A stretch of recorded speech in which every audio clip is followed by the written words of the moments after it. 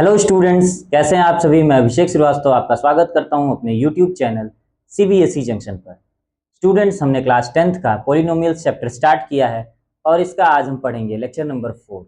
Lecture 1, 2, 3 already uploaded हैं, आप उन्हें जरूर देखें। लेक्चर नंबर 4 में हम क्या पढ़ेंगे, चलिए आइए देखते हैं। हम पढ़ने वाले हैं क्यूबिक पॉलिनोमियल के बारे में। क्यूबिक पॉलिनोमियल क्या होता है, फिर इसके जीरोज को पढ़ेंगे और फिर जीरोज और उसके कोफिशिएंट्स के बीच की रिलेशनशिप को स्टडी करेंगे और उसके बाद से एक क्वेश्चन भी करेंगे ताकि आपको समझ आए कि आखिर इस पे क्वेश्चन कैसे पूछते हैं एग्जाम्स में। देखिए, क्यूबिक पॉलिनोमियल को लेक्चर 1 में ही हमने आपको बताया होगा कि इसकी डिग्री कितनी होती है। ये एक ऐसा पॉलिनोमियल है जिसकी डिग्री होती है 3। फिर इसका स्टैंडर्ड फॉर्म कैसा होता है, ये अब मैं आपको बताने जा रहा हूँ। आपको मैंने इसके पहले वाले लेक्चर में बताया है कि क्वाड्रेटिक पॉलिनोमियल का स्टैंडर्ड फॉर्म क्या होता है। ठीक उसी प्रकार से इसका भी स्टैंडर्ड फॉर्म हम देखेंगे, ax³ + bx² + cx + d होता है। आपको मैं बता दूं, वहां पर ax² + bx + c होता था, लेकिन यहाँ क्या होगा, ax³ + bx² + cx + d होगा। यहाँ 4 आर्बिट्ररी कॉन्स्टेंट्स मिलेंगे और वहां 3 ही मिलते थे। ठीक है, ए बी सी और डी क्या है, आर्बिट्ररी कांस्टेंट्स हैं। ठीक है, आर्बिट्ररी कांस्टेंट आपको पता होगा, एक जनरल टाइप ऑफ कांस्टेंट्स को कहते हैं। ठीक है, डिग्री 3, स्टैंडर्ड फॉर्म ये हुआ। और इसके जीरोज कितने होते हैं, जीरोज को हम रूट्स भी बोलते हैं। रूट्स कितने होते हैं, रूट्स इसके 3 होते हैं क्योंकि डिग्री इसकी 3 है। डिग्री के बारे में अगर आप नहीं समझ पा रहे हैं तो आपको मैं बता दूं, बेसिक कॉन्सेप्ट के लेक्चर में हमने डिग्री को भी डिस्कस किया हुआ है। डिग्री किसे बोलते हैं पॉलिनोमियल की? The maximum power of variable in a polynomial is called degree of that polynomial. On the basis of degree, we have classified the polynomials into various categories. The first one is linear polynomial. It means the degree is 1. Second one is quadratic polynomials. It means degree is 2. Third one is cubic polynomial with degree 3. Biquadratic polynomial with degree 4 and so on. ठीक है, तो cubic polynomial को ही हम discuss कर रहे हैं। आप देख लिए कि डिग्री 3 होती है, standard form ax³ + bx² + cx + d होता है। जीरो और रूट्स जो होते हैं वो 3 होते हैं इसके, क्योंकि डिग्री 3 होती है। जीरो किसे बोलते हैं? The value of the variable of the polynomial due to which the value of whole polynomial becomes zero is known as zero of the polynomial और रूट ऑफ द पॉलिनोमियल। देखिए, variable की वैसी values जिनको कि अगर मैं polynomial में रख दूं तो पूरा पॉलिनोमियल ही जीरो हो जाएगा, तो उसे हम क्या कहेंगे, जीरो और रूट्स कहते हैं। ठीक है, चलिए आगे देखते हैं relationship between roots and the coefficients A B C and D. चलिए, जीरोस और कोफिशिएंट्स के बीच के रिलेशन को समझते हैं जरा। रिलेशन हेडिंग क्या है मेरा, relation between zeros and coefficients को मैं लिख देता हूं कहीं कहीं कोएफ्स, आप समझ जाइएगा। Coeffs of cubic polynomial, cubic polynomial, cubic polynomial का नाम यहां होने वाला है ax³ + bx² + cx + d। Relation हमें पढ़ना है जीरोस और कोएफ्स के बीच में cubic polynomial ax³ + bx² + cx + d के। किसके किसके बीच के रिलेशन? जीरो और कोफिशिएंट्स के बीच में। इसका जो भी जीरो और कोफिशिएंट होने वाला है उसी के बीच का हम रिलेशन पढ़ेंगे। इसके जीरो को चलिए अगर मैं एज्यूम कर लूं कि अल्फा, बीटा और गामा है, 3 होंगे ही होंगे। Let's say alpha, beta and gamma are zeros. Zero मान लिया मैं, क्या क्या मैंने माना है, अल्फा को मैंने जीरो माना है, बीटा को मैंने माना है जीरो और गामा को माना है।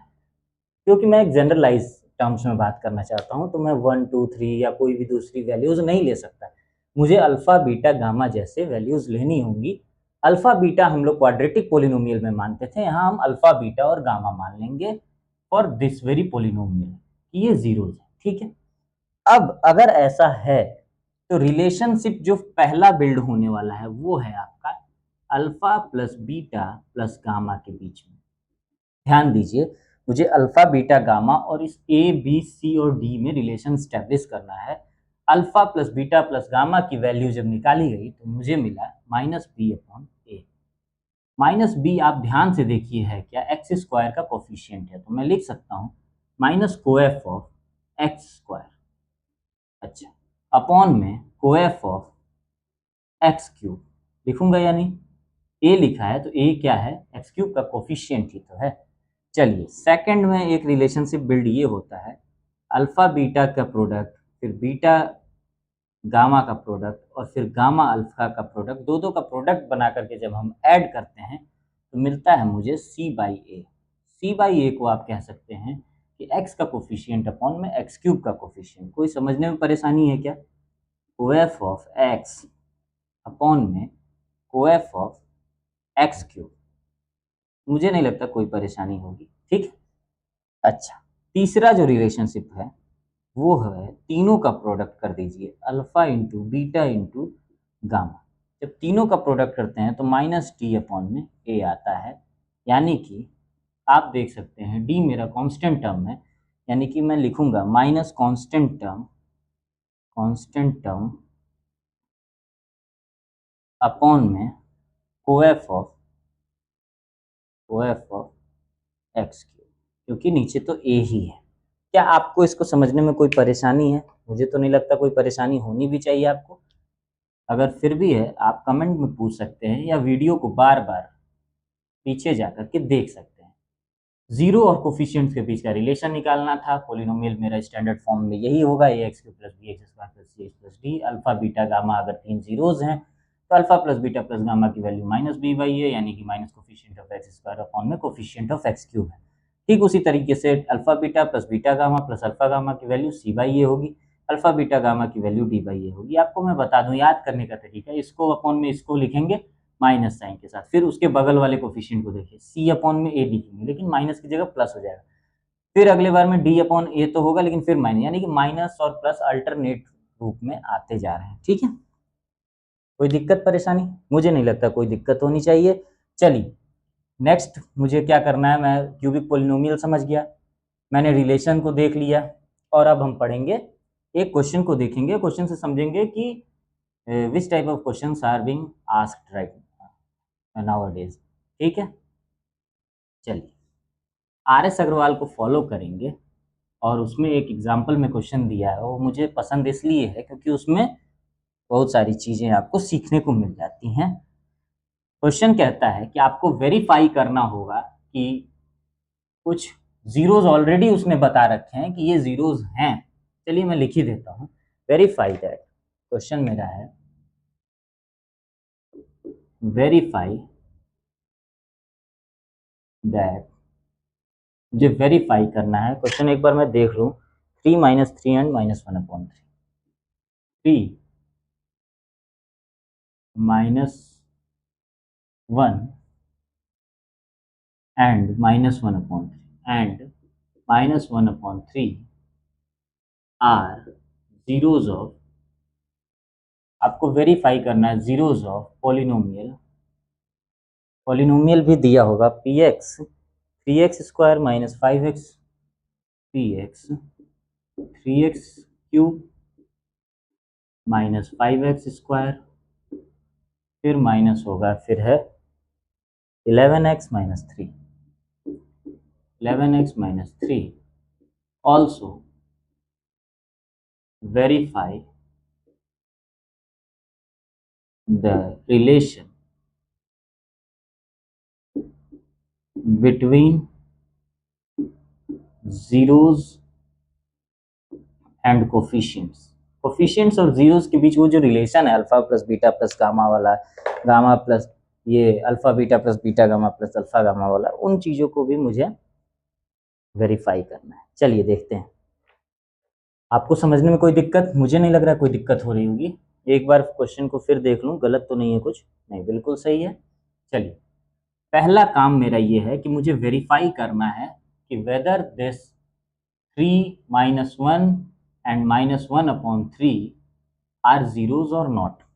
ठीक है, ये चेक करने के लिए मुझे सबसे पहले P1 की वैल्यू निकालनी, सॉरी P3 की वैल्यू निकालनी होगी। देखने के लिए जीरो अगर वेरीफाई करना है तो जीरो का डेफिनेशन ही होता है कि अगर वो अंदर इसमें पुट कर दिया जाए तो पूरी वैल्यू जीरो हो जाती है। तो अगर मैं अंदर 3 को पुट कर देता हूँ तो हो ना हो, अगर ये जीरो होगा 3 तो px को पूरा पूरा जीरो ही कर देगा।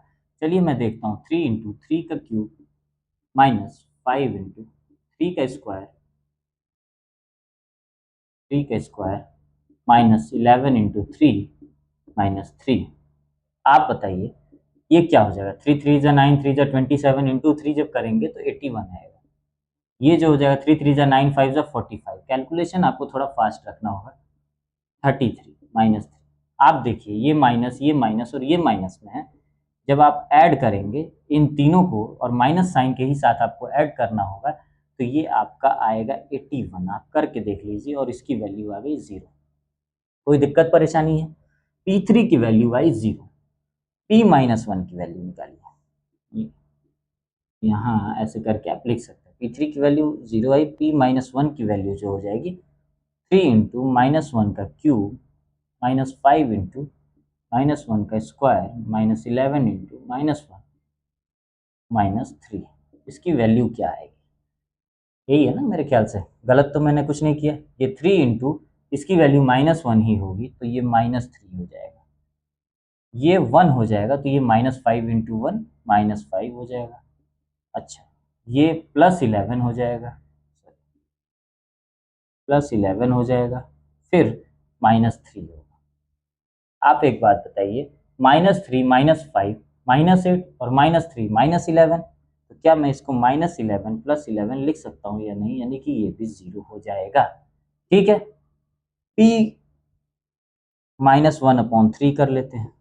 आप देखिए 3 × -1/3 का होल क्यूब है और उसके बाद से -5 × -1/3 का होल स्क्वायर है, फिर -11 × -1/3 है, -3 है।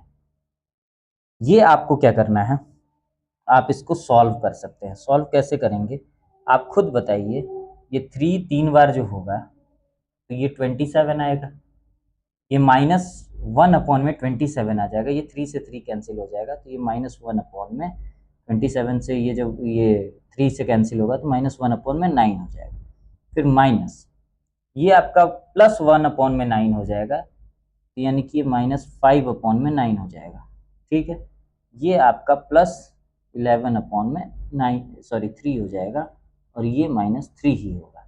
आप इसको सॉल्व करके देख लीजिएगा, आपकी वैल्यू जो आएगी वो 0 आ जाएगी। कैसे? क्योंकि ये 3/1 है और इसका जो एलसीएम आएगा वो 9 आएगा। यहाँ से आपको -1 मिलेगा, यहाँ से आपको -5 मिलेगा, यहाँ से आपको +33 मिलेगा और यहाँ से आपको ये 9 3 27 हो जाएगा, 27 हो गया। आप एक बात बताइए, -1 -5 -6 होगा, -6 और -27 -33 होगा, ये 0/9 हो जाएगा, यानी कि 0 हो जाएगा। कोई दिक्कत परेशानी है क्या? बोर्ड पर दिख रहा है ना? अगर नहीं दिख रहा हो तो बता दीजिए। दिख रहा होगा आपको, ठीक है। तो ऐसा है कि अब हम देख सकते हैं कि P3 की वैल्यू भी 0 आई, P-1 की वैल्यू भी 0 आया, P-1/3 की वैल्यू भी 0 आई। जब 3 रख रहा हूँ 0 मिल रहा है, -1 रख रहा हूँ तो भी 0 मिल रहा है, -1/3 रख रहा हूँ तो भी 0 मिल रहा है। यानी कि हो ना हो ये 3 -1 और -1/3 आर जीरोस। ठीक है, चलिए मैं रब करके इसको लिख सकता हूँ ऐसे। देख लीजिए एक बार आप, अगर नहीं दिख रहा हो तो आप जूम भी कर सकते हैं। ठीक, जल्दी से मैं इस चीज़ को, अब तो मैं लिख ही सकता हूँ कि ये ज़ीरोज़ हैं और ज़ीरोज़ हैं तो फिर रिलेशनशिप को वेरीफाई भी करने की तरफ, अगले स्टेप की तरफ बढ़ेंगे। अब मैं लिख सकता हूँ कि since P3 is equals to 0, P-1 is equals to 0 and p minus 1/3 is equals to 0, रखने पे 0 आ रहा है, so 3 minus 1/3 are zeros of px। कह सकते हैं या नहीं? बिल्कुल कह सकते हैं। नाउ अब वेरीफाई करते हैं दूसरी बात को, रिलेशनशिप। उसमें क्या होता था कि alpha plus beta plus gamma को हम ऐड करते थे और माइनस बी बाई ए दिखाते थे। यहाँ देखिए, ये भी a x cube plus B x square plus C x plus d के फॉर्म में है। आप पूछेंगे कैसे?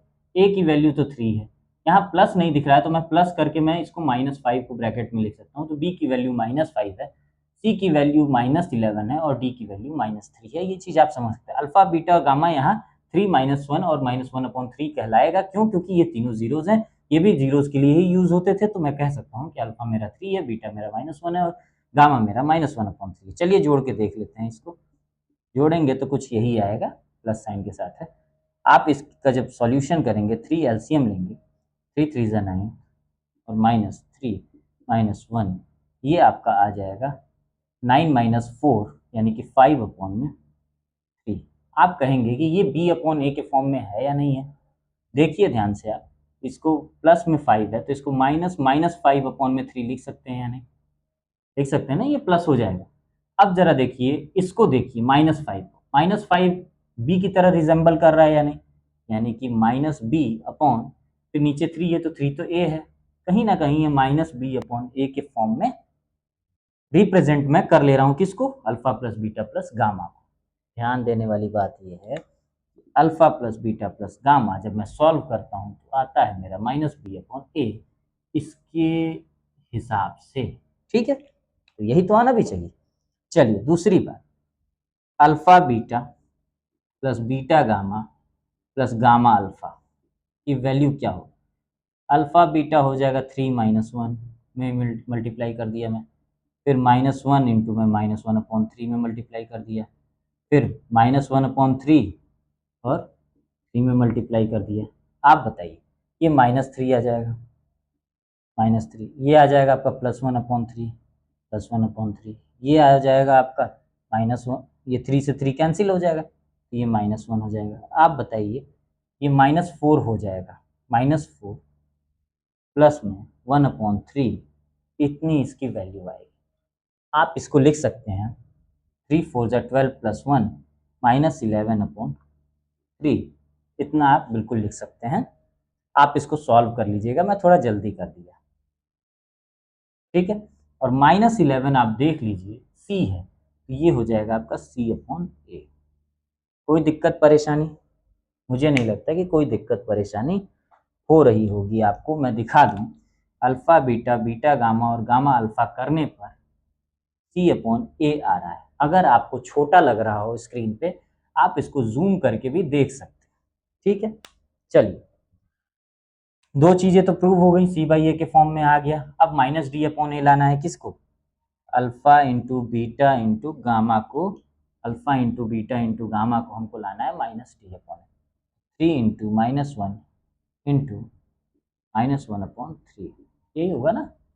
3 से 3 कैंसिल हो जाएगा, -1 इंटू -1 1 हो जाएगा। 1 को मैं लिख सकता हूँ,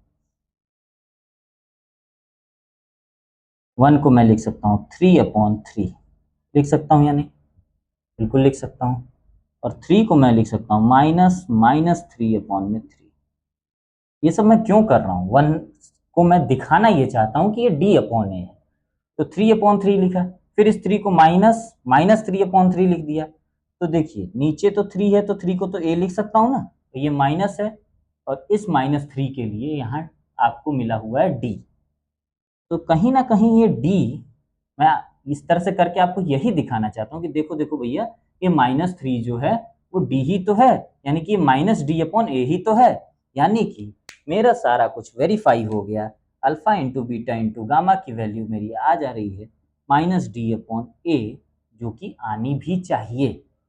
तो हमने देखा कि 3 -1 और -1/3 जीरोज हैं। कैसे हैं?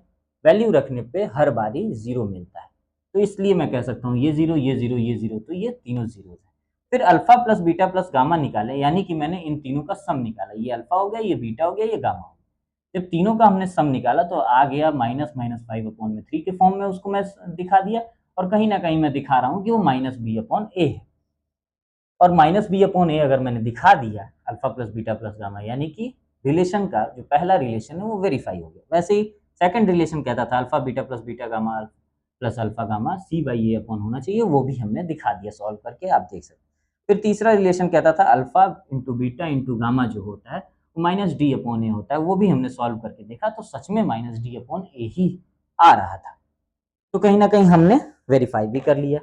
आप अब मुझे बताएं, देख लीजिए आप एक बार पूरी तरीके से, और फिर अब आप मुझे बताएं, क्या आपको ये कॉन्सेप्ट अच्छा लगा? क्यूबिक पोलिनोमियल हमने कितने अच्छे से समझा, हमने उसके जीरोस को देखा, रिलेशंस को समझा, डिग्री कितनी होती है, डेफिनेशन ऑफिनिशन, तो सारा चीज़ क्लियर कर ही लिया। मुझे उम्मीद है कि आपको ये वीडियो बहुत अच्छा लगा होगा। मैं आपसे एक रिक्वेस्ट करना चाहता हूँ कि इस वीडियो को अपने फ्रेंड्स में बहुत ही ज़्यादा शेयर करें, ताकि जिनको भी इसकी ज़रूरत है, जिनको भी ये कॉन्सेप्ट के साथ पढ़ने में अच्छा लगता है उसे, उन तक ये पहुँच जाए। Thank you so much. जय हिंद।